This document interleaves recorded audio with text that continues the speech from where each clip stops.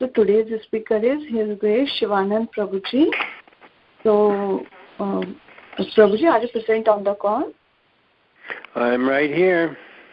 Hare Krishna, Prabhuji. Please accept our humble obeisances. Please accept my obeisances. All glories to Srila Prabhupada. Thank you so much, All Prabhuji, for giving your valuable association to all of us. Now, Prabhuji, you can take over the class. Thank you so much. Hare Krishna. Hare Krishna. Hare Krishna, Prabhuji. Hare Krishna, Mataji. Sorry for the interruption. There are so many new people in the call. I just wanted to give a small introduction about Prabhuji. Shivanand Prabhuji lives in Prabhupada's village, Sandy Ridge. He is a very senior disciple of Srila Prabhupada. He was initiated in 1968. He was the first one to go to Europe before the three couples. He pioneered the preaching in Europe, especially in Germany. Single-handedly he went there, and then the devotees joined him, and he started a small storefront temple. And before visiting London, Srila Prabhupada visited there and stayed 3 weeks with Prabhuji. So since then, Prabhu and Mataji has been serving in various ISKCON temples in various capacities. We are very, very fortunate to have this most valuable association. Prabhuji will also share some of his pastimes with Prabhupada towards the end of the class. Thank you so much, Prabhuji.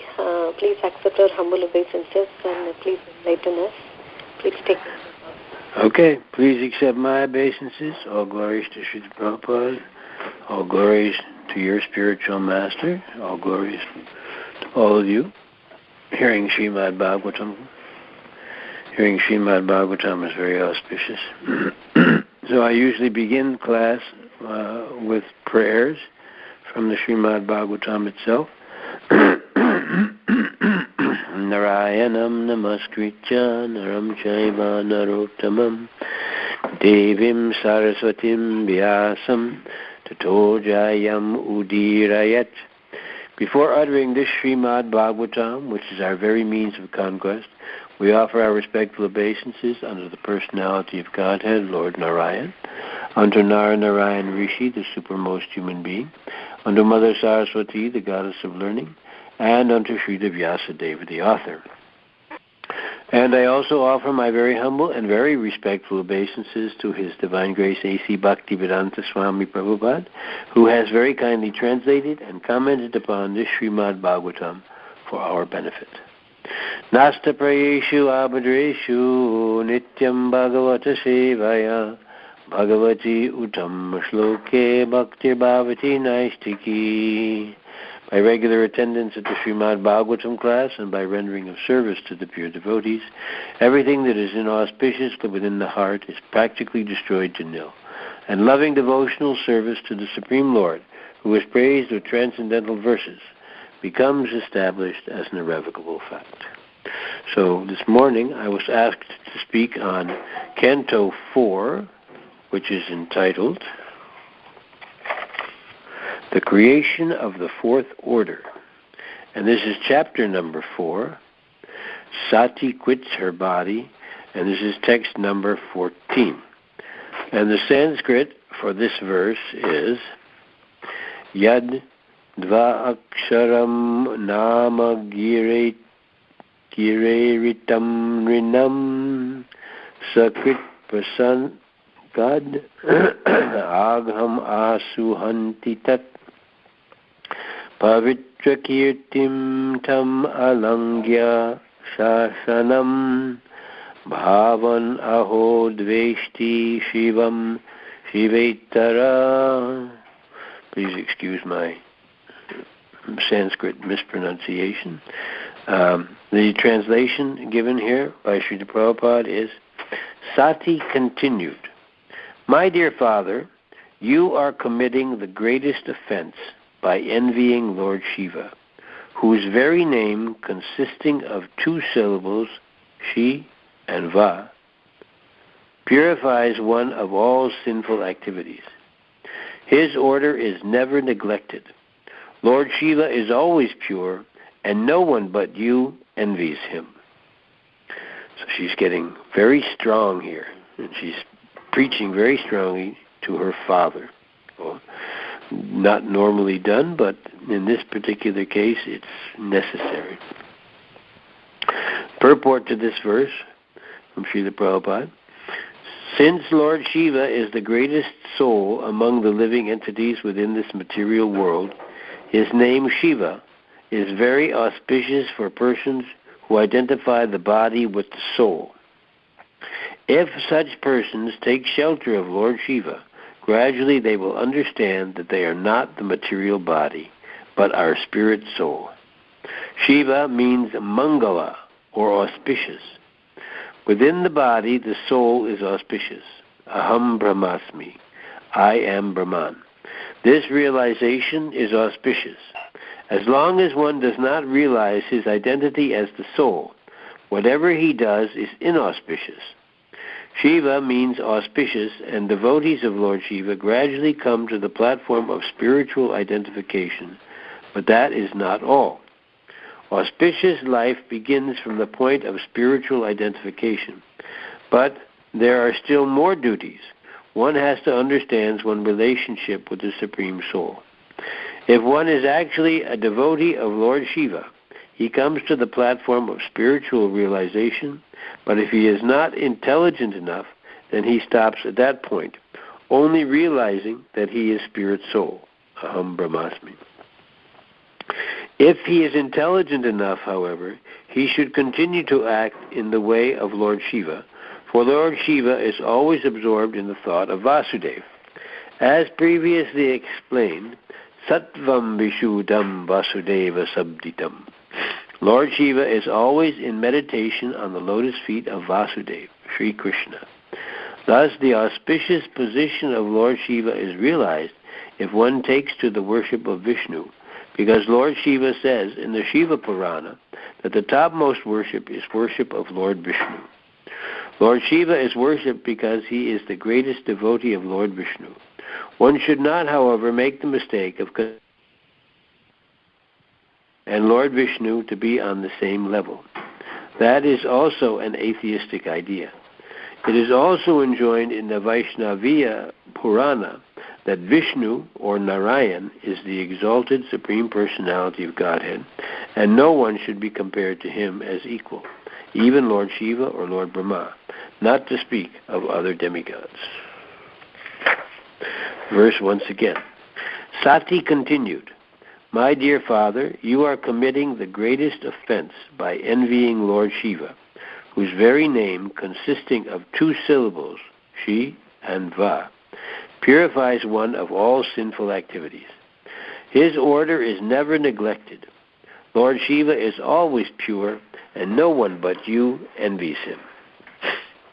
Om Jnana-timirandhasya Jnananjana-shalakaya Chakshurinmiditam Jena Tasmai Shri Gurave Namaha Shri Chaitanya Manubhistam Stapitam Jena Bhutale Swayam Rupa Kadamayam Dadati Svapadantikam Vandeham Shri Guru Shri Jatapada Kamalam Shri Gurun Vaishnavamscha Shri Rupam Sagrajatam Sahagana Raghunatanvitam Stam Sajivam Sadvaitam Savadutam Parijana Sahitam Krishna Chaitanya Devam Shri Radha Krishna Padan Sahagana Lalita Shri Bishakanvitam Scha He Krishna Karuna Sindhu Dinabandhu Jagatpate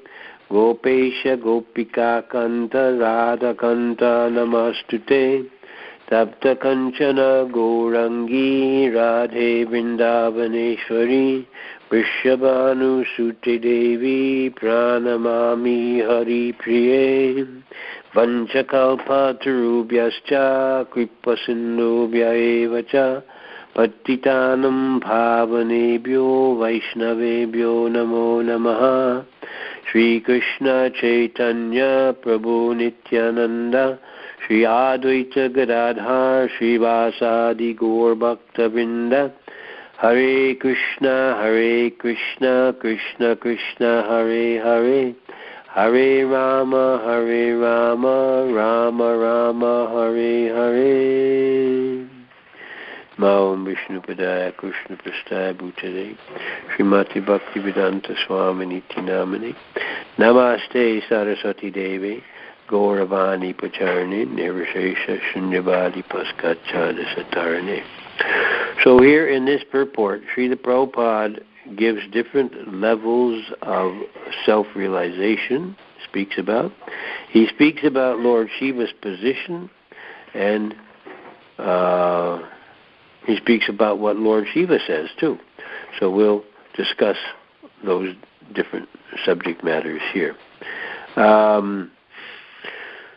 His very name, Prabhupada mentions at the beginning of the purport. He's the greatest among the living entities within this material world. So there's many, many different grades of living entities in this material world. And Lord Shiva is considered to be the greatest of all of them. And he's not exactly like on the material platform. There's a subtle manifestation which he's in charge of, and is different from our manifestation here that we're familiar with. And the understanding is interesting what Srila Prabhupada mentions here, that if persons take shelter of Lord Shiva, gradually they will understand that they are not the material body, but their spirit soul. So this is one point which Srila Prabhupada, at the beginning of our movement, was very often saying. He was saying, you're not this body, you're the spirit soul. So this is something which we need to keep in mind also. We may not be on the level of actually understanding that, but it's helpful for us to remind ourselves, I'm not this body, I'm the spirit soul. And the idea is that you and I are spirit souls inside of a material body, but due to the influence of what's called false ego, false ego means identity, and of course false means the incorrect or improper identity. So identifying with the body is a mistake because you and I are the spirit souls. So just by taking shelter of Lord Shiva and chanting his name, this will help one to understand that he's not this body. So Prabhupada explains that this is possible, and that this realization is auspicious. But Prabhupada says also here that there are still more duties. One has to understand one's relationship with the Supreme Soul. So self-realization is a very broad area of realization, beginning with understanding that you're not the body, that you're a spirit soul. And then when you understand that, then you understand what the nature of the spirit soul is, that he is an eternal servant of Krishna.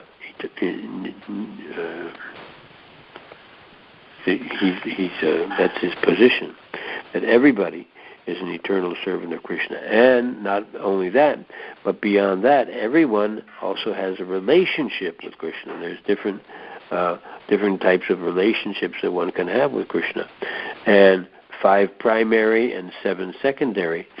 And so this is further realized. And then further than that is that one can actually act in that relationship with Krishna within this material world.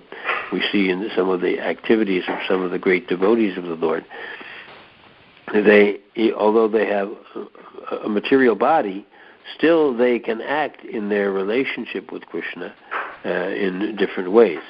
And we see this in many of the stories of the great personalities. So there's different levels, and you and I are all meant to come to the platform of understanding what our relationship with Krishna is. And this we understand through the process of engaging in the devotional service of the Lord. Previously, these times when a disciple was initiated by a spiritual master, the spiritual master told him what his relationship with Krishna is.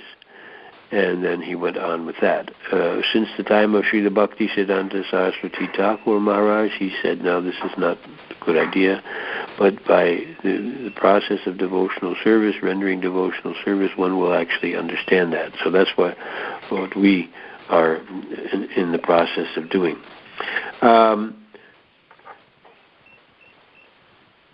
The idea is also that for those who are devotees of Lord Shiva or are friendly with Lord Shiva, that he is always absorbed in thought of Bhakti.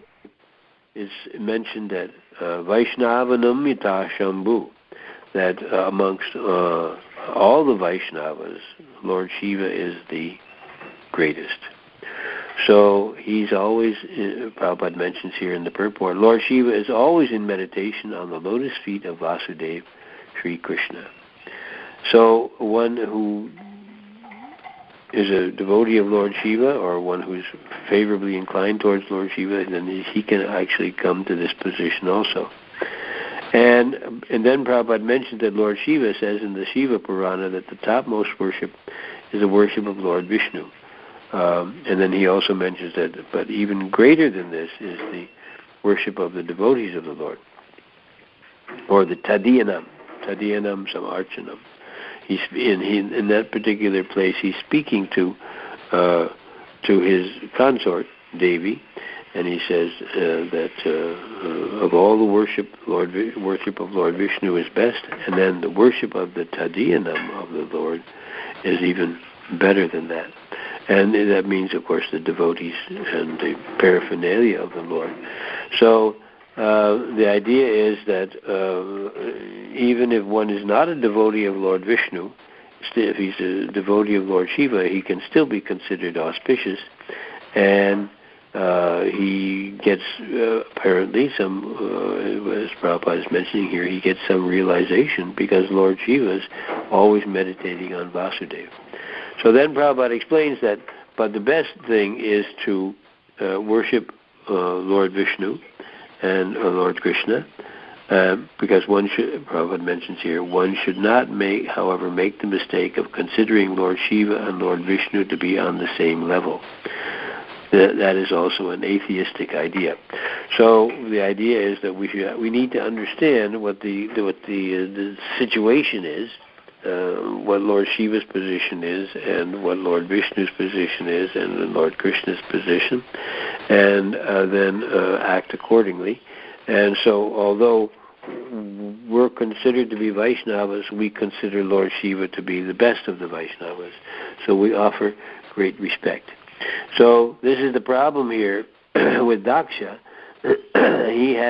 He's having problems with Lord Shiva, and he is then in the pages of Srimad Bhagavatam that come up, we see that his mentality of being offensive to Lord Shiva is rectified, and then he offers some very nice prayers to Lord Shiva. So the idea is that you and I, all of us, need to be very respectful to Lord Shiva, very respectful to all the Vaishnava devotees of the Lord.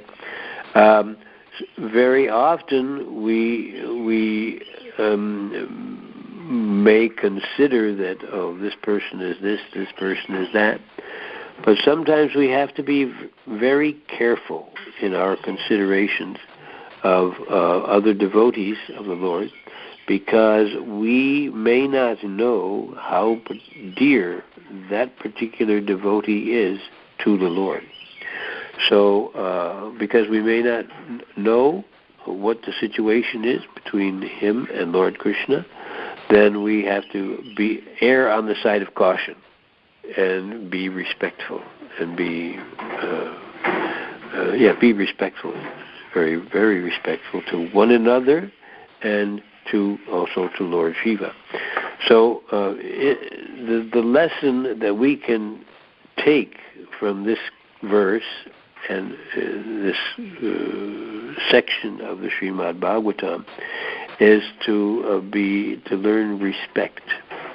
And Daksha was not respectful to Lord Shiva, and because of that, all kinds of terrible things happened. His sacrifice was completely destroyed. His daughter immolated herself because of his lack of respect for Lord Shiva, her husband. She's not speaking here just because Lord Shiva is her husband, and she's partial in that way, but she's establishing and explaining the position of Lord Shiva, and fortunately no one but Daksha is envying him. So this envy is a difficult thing to deal with, and you and I all have to be careful in our relationships with one another and relationships with those who are very advanced in devotional service, because we have to be cautious, and we don't want to make any offenses. We don't want to make any bad behavior towards personalities. So even mentally, we have to be careful, because sometimes we don't know all the details of a particular situation and a particular person's relationship that he has with Krishna, or in some cases like the deity of Krishna. So it's always good for us to err on the side of caution when we're dealing with devotees and dealing with Lord Shiva or dealing with great demigods and personalities. We understand that the demigods are in their position because they're great devotees. And we were in the Srimad Bhagavatam. We're dealing with a particular section of the Bhagavatam where Vidura, the genealogy of Vidura, is being spoken of, and it's explained there that Vidura is actually an appearance of Yamaraj, and it appears that he made some mistake in his dealings with Manduk Muni, and Manduk Muni actually cursed Yamaraj. You can imagine, this is a saintly person, a sage. You can imagine someone who's actually powerful enough to curse Yamaraj. And he cursed Yamaraj to become a Sudra because of his misjudging. And then he made an arrangement, whereas for young people, anyone under the age of 14 is not subject to karmic reactions. So this is a sage, a saint, maybe not very well known to us, but he can even dictate to Yamaraj. So we may meet people and we may not know what their position is, and so in this way it's best to err on the side of caution when you're dealing with Vaishnavas, and be respectful and offer respectful obeisances. Then in this way we can protect our own devotional creeper. We have to watch out for our own devotional creeper too, and we have to make sure that we don't make any offenses in the same way that Daksha was making offenses to Lord Shiva. So in this way, this is the lesson that we can learn from this particular section of the Srimad Bhagavatam and from these teachings which Sati is giving about the nature of Lord Shiva. So Lord Shiva is also very auspicious. But at the same time, you and I must also understand that the Lord Shiva and Lord Vishnu are not on the same level, and that the position of Lord Krishna, the position of Lord Vishnu, is completely outside of the modes of material nature. He's completely on the spiritual platform. So this is something we need to be careful of, we need to understand. And Vaishnava, and especially from the Srimad Bhagavatam, of course the teaching is that Lord Krishna, he's the Supreme Personality of Godhead, and we offer our worship and respect, and we become purified by Lord Krishna's holy names and Lord Krishna's devotional service. And so then in this way we have to recognize the difference between Lord Shiva, Lord Brahma, and Lord Vishnu, and then in this way be properly situated. But at the same time, although we're worshiping Lord Krishna and we're worshiping Lord Vishnu, we don't disrespect Lord Shiva or Lord Brahma or any of the demigods or any of the devotees of the Lord. So in this way, we have to be very careful, very cautious. And to err on the side of caution is good. And we may have been in devotional service for a long time, but at the same time, you and I all have to be careful of our relationships with one another. So in this way, we can glean this from. We have to make the teachings of the Srimad Bhagavatam. We have to take it and we have to be able to apply it in our day-to-day life. And this is something which we all need to do. This may have happened a long, long time ago, but in the Srimad Bhagavatam, the example is there about how we can learn how to behave properly from seeing the mistake of Daksha and everything that transpired from that. So this is my understanding of what you and I,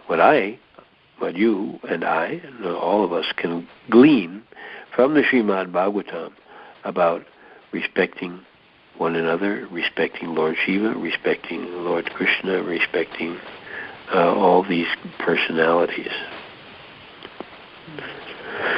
So I will read the verse over once again. Sati continued, "My dear father, you are committing the greatest offense by envying Lord Shiva, whose very name, consisting of two syllables, Shi and Va, purifies one of all sinful activities. His order is never neglected. Lord Shiva is always pure, and no one but you envies him." So, I'll stop there. We'll see if anyone has any questions, comments, observations, realizations to add to the class.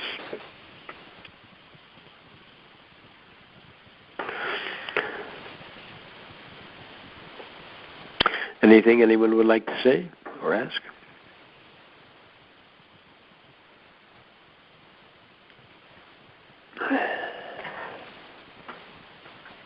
Hare Krishna, Prabhuji, and Vad Pranam, all good Srila Prabhupada and Gurudev. Please continue today, not able to hear your full lecture. But I have one question. Can I ask a question?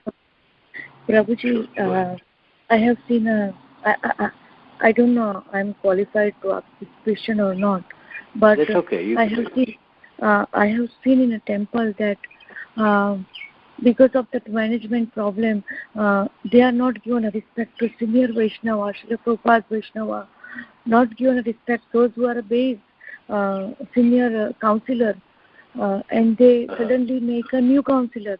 And Prabhuji, in a material life, we suffer in office also and in house also. It's okay. It's a material nature and material thing. We cannot change material people. But when we came in a temple and when we see all these things, Prabhuji, we cannot bear all these things. How can we? Well, how can you? Well, you and I, we have to develop the quality of respect. And we have to respect all Vaishnavas, not just all the senior Vaishnavas. Yes, you have to respect all the senior Vaishnavas, but you have to respect all the Vaishnavas, because you may not be able to understand exactly what their position is. So somebody else may not be respecting, but you and I should err on the side of caution.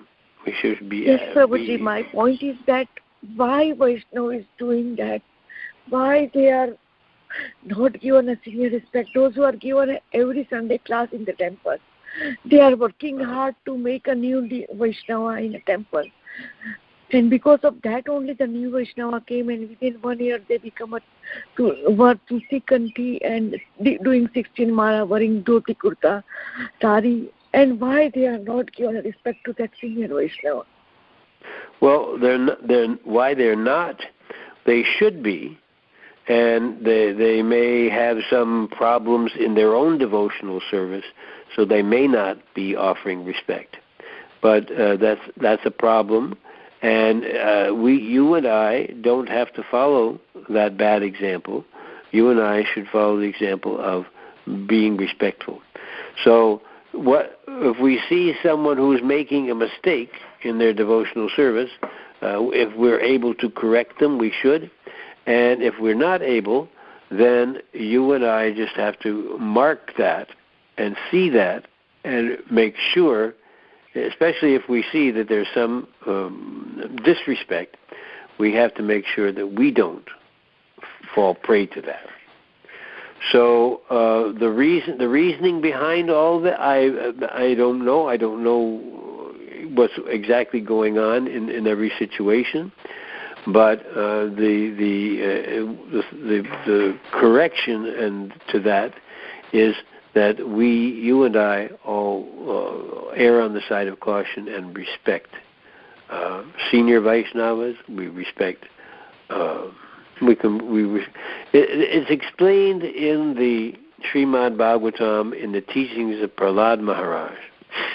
That Prahlad Maharaj says that when we meet somebody who's more advanced than us, we should be very joyful. When we meet someone who's on an equal level with us, we should make friendship with them. And when we meet somebody who's in an inferior position, we should try and help them. And then Prahlad Maharaj explains that if you behave in this way, you won't have any problems with any of your relationships in the material world or in anywhere. And so this is the teaching that we should follow. Now, if you see somebody who's not following that, if you're able to correct them, then you can. If you're not in a position to do that, then you just make a mental note that, okay, he's not respecting, so I shouldn't do that. And you can offer him respect, but you may not want to associate intimately with him. We usually associate with those who are on our level, with like-minded devotees. So if somebody is not behaving properly, we can still respect them as a Vaishnava, and they may be corrected in due course of time. But we have to, if we can see that this is not proper behavior, then we have to make sure that we don't make that mistake in our own devotional service. So we have to, protect ourselves. So why sometimes the respect is not being there? I'm not sure. I don't know. I'm not familiar with every situation they're in, but we have to see that this is corrected. We have to try, and if we're not in a position to correct it ourselves, then we have to correct it within ourselves and make sure that we don't fall prey to that. That's what comes to my mind in that regard. Is that all right? Yes, Prabhuji, but they are Srila Prabhupada disciple, they are senior counselor. Whatever it is in a temple committee or organizing matter, it should not come outside. That is my point. Yeah, okay. That point's well taken. Yeah. Actually, we don't know what is inside, and we don't want to hear also.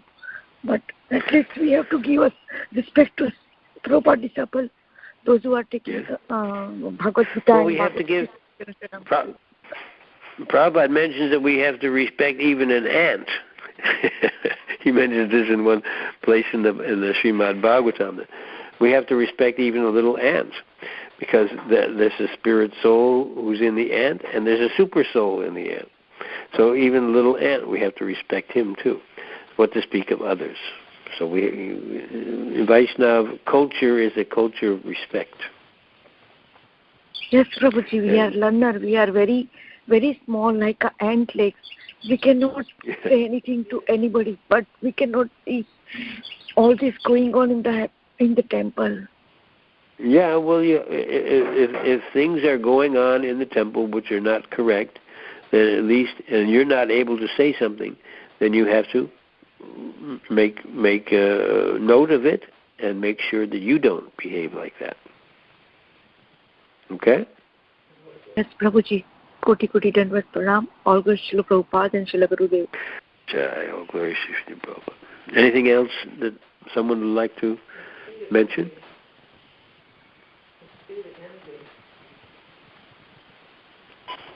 Thank you so much, Prabhuji, for your very, very valuable practical instructions. Prabhuji, could you share any pastime with Srila Prabhupada? Sure. For those of you who coming in new, I was very fortunate to have association with Srila Prabhupada in Montreal, and then Prabhupada came to Hamburg. And while I was in Europe, I had association with Srila Prabhupada in London, in Stockholm, in different places in Germany, and then also in New York when I came back to America. I was especially fortunate in Hamburg because I served Srila Prabhupada. I would take Srila Prabhupada on his morning walk every day, and I would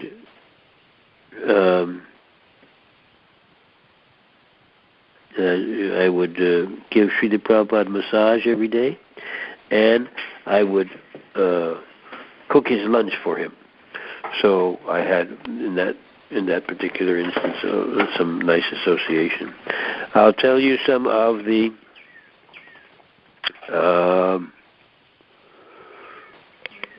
walking pastimes when I was taking a morning walk with Srila Prabhupada. Because I would take japa walks around in different places in Hamburg. I knew where all the different parks were, so I would take Srila Prabhupada to different places and go on different places. And one time we were taking a walk, and I was becoming a little tired. And so I think Srila Prabhupada was noting that. So then we were going through this park, and there was a bench, and Prabhupada said, okay, we'll sit down here for just a moment. And so Srila Prabhupada sat down on the park bench, and I sat down on the park bench also. And I was a little tired, so I leaned up against the back of the park bench and kind of like was relaxing there. And I looked over at Srila Prabhupada, and Srila Prabhupada was sitting on the park bench, and he didn't even have his back against the rest of the park bench, and he was sitting up straight. His back was completely straight. And I looked over at Srila Prabhupada and said, oh my goodness, I can't sit like this with Srila Prabhupada sitting like that. So I pulled back from the backrest of the park bench and sat up straight, and like he was doing. And then Prabhupada kind of nodded approval, and then we said, okay, let's go. So then we went continued on the walk. We actually visited that place recently when we went to Hamburg, and there were films made of that in that particular place. So then I came back to the temple and told the devotees about that incident, that Prabhupada would sit on the park bench very straight, with his back very straight, and like that. So then the next day, a whole bunch of devotees came on the morning walk, like 10 or 12 devotees came. And Srila Prabhupada was walking with all the devotees, and then Prabhupada said, okay, let's sit down on the bench. So there were a number of benches in a row there. So Srila Prabhupada sat down on the bench, and his back was like completely straight. He was just, and because I told all the devotees about my mistake in slouching on the bench, they all sat up very straight with their backs very straight like that. Then Prabhupada looked down the line, and he saw all the devotees on the different benches all sitting up very straight, and he nodded his approval, and then he said, yes, okay, let's go. So then we all continued on the morning walk. So in that way, that was interesting. And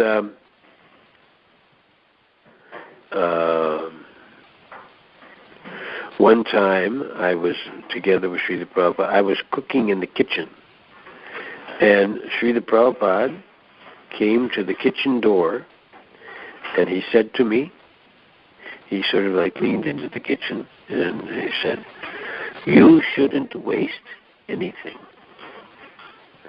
And they just left. That was his instruction. So when I try to be careful in my devotional service that I don't waste anything, and that was one instruction that Srila Prabhupada gave to me. And then one time, not wasting anything. My wife was mentioning a particular incident where in Hamburg we had tried to get mangoes for Srila Prabhupada, and it was not so easy to find good ripe mangoes at that time. So the devotees got some green mangoes.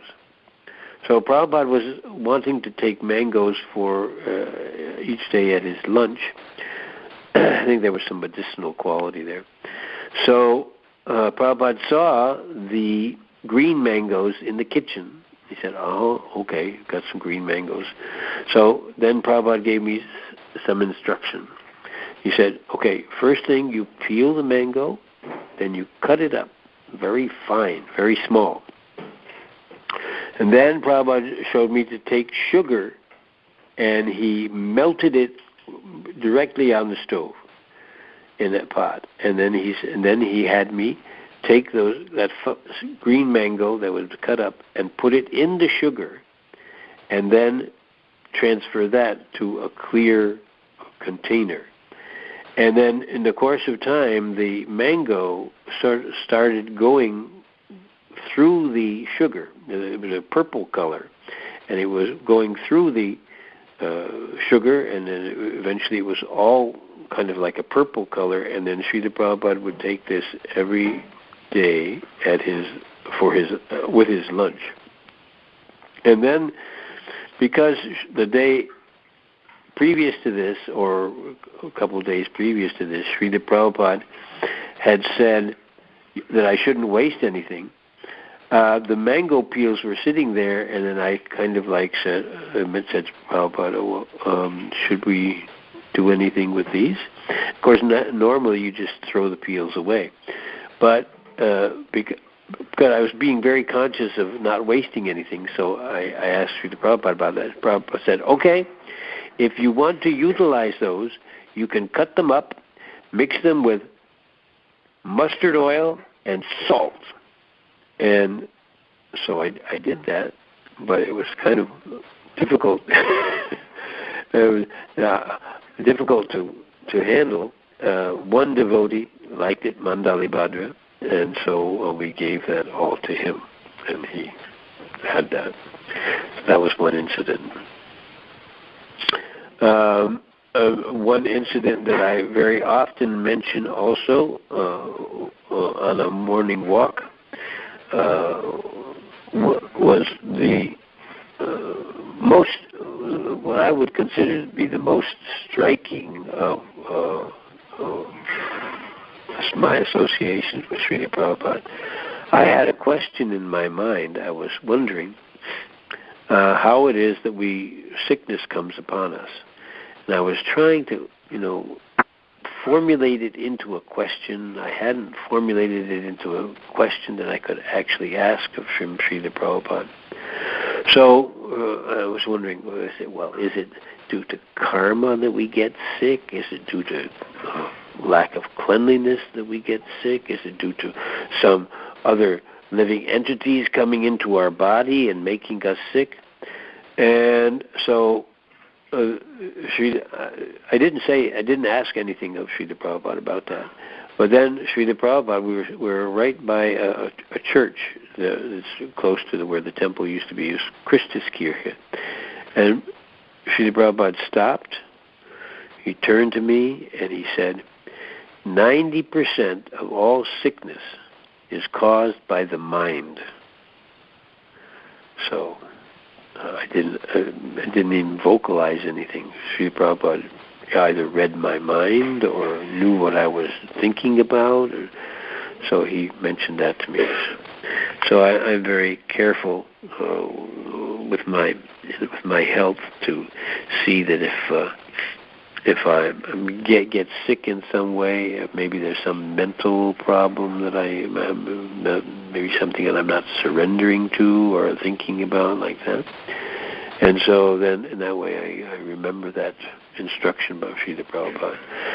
There's a very close connection between the mind and the body. And something that is, Prabhupada mentioned it in a class, that he said if there's some little shocking thing, this can cause sickness for the gross body.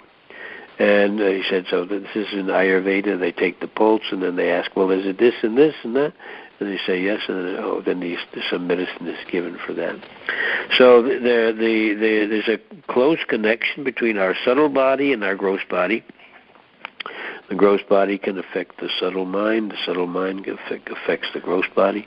So this is something that we have to be careful of, watch out for, and see that if we develop some symptoms of sickness or that there may be some mental thing, something on the platform of the mind, which is bothering us, and so then in that way we can be conscious, be aware. But it was very, very interesting that Srila Prabhupada answered my question without my actually asking the question, and Prabhupada was picking up on what I was thinking about at the time. So that was a very striking, very interesting association which I had with Srila Prabhupada. One morning, it was a very cold morning in Hamburg. Hamburg, even in the summertime, is not always very warm. So it was a very cool morning, and so Srila Prabhupada said, okay, it's a cool morning, so we'll have pakoras and milk for breakfast. So that was what we then arranged. So I said, not being very familiar with Vaishnava cooking, I asked Srila Prabhupada, so should I make hot milk? And then Prabhupada said, milk means hot cow's milk. So that was the instruction he gave. So those are some of the associations. Little bubbles on it, with little sugar and bubbles on it. Bubbles in it. My wife is mentioning a little sugar in the milk and with bubbles in it. Of course, in the normal course of cooking for Srila Prabhupada, you would boil the milk 3 times. So that's what we did. That's what we made. Oh, also one other thing that about Srila Prabhupada and cooking, Srila Prabhupada really liked puris. And so it was on the day when Srila Prabhupada was leaving Hamburg, he was going to London. He asked me to make puris for breakfast, and I made up the dough, and I made a few puris, and then Prabhupada wanted more puris. And so then I made more puris for him, and then he wanted more puris, and I made more puris, and then he wanted more puris. He must have eaten a lot of puris. Sometimes I guess Prabhupada would take a big meal before he would take a plane ride. So I actually ran out of dough. Usually, you make puris for Prabhupada and you have some dough left over. Prabhupada, ate every single puri that I made. And so then we went to the airport and Prabhupada flew off to London. So anyway, that was very interesting. That he really ate a large quantity of puris for breakfast on that particular day. Okay, well that's some association which I had with Srila Prabhupada. It was very nice. Krishna was very kind to me and gave me some association with Srila Prabhupada. It was very instructive and very nice, and I still remember. And I think Krishna was just very kind to me, and I was able to get Srila Prabhupada's association. It was really nice. And so those are some of the stories of my association with Srila Prabhupada. Hare Krishna, Prabhu. Haribol, Prabhu. Srila Prabhupada ki jai. Thank you, Prabhuji. Well done with pranam for such a Thank nectar. you. Even we heard it again and again. Still, it is sounds fresh. Yeah, it's good. Yes, Prabhuji. I only had so many associations with Srila Prabhupada, so when somebody asked me to tell, the stories, I don't know who's heard and who hasn't heard, so I, mentioned. The idea, because Srila Prabhupada has taught us that we should have sumptuous prasadam. So if you made puris for Prabhupada thought you must have also made for some others. So at least even if it takes a lot, it couldn't exhaust. Yeah. But you found that Prabhupada exhausted your quota. Yeah. Well, I recall Srila Prabhupada also saying that before he would not eat chapatis. He would only have puris, but then he got used to chapatis and so. But Prabhupada did it. And I think also they showed that film of New Vrindavan that showed the devotees making puris in a big wok. And then Prabhupada said, "Oh, make puris." Therefore, so he wanted to have some puris. So Prabhupada liked puris. That's what you say. Prabhuji, one more psychology, because when Srila Prabhupada going on travel, then what time the lunch would be, sometimes plane is late and different things, so maybe Srila Prabhupada sometimes his servant would bring things on the plane. Sometimes the plane ride wouldn't be too long, so that he would have breakfast in one place and then have lunch in another. I think that the air ride from Hamburg to London was not that long, so he may have had lunch in London after that breakfast. So, but his servant would very often bring things with him to offer Srila Prabhupada on the plane. There's some different pastimes of Srila Prabhupada having prasadam on the plane also. Okay, well, I'll stop there. So keep in mind respecting the Vaishnavas, respecting Lord Shiva, and don't be like Daksha. Daksha was envious of Lord Shiva, so we can learn from this particular mistake, shall we say, of Daksha, and behave in a very nice manner. Okay, so I'll stop there. Thank you very much. It's nice to read and speak from the Bhagavatam. So thank you very much. And Vanchakalpatarubhyascha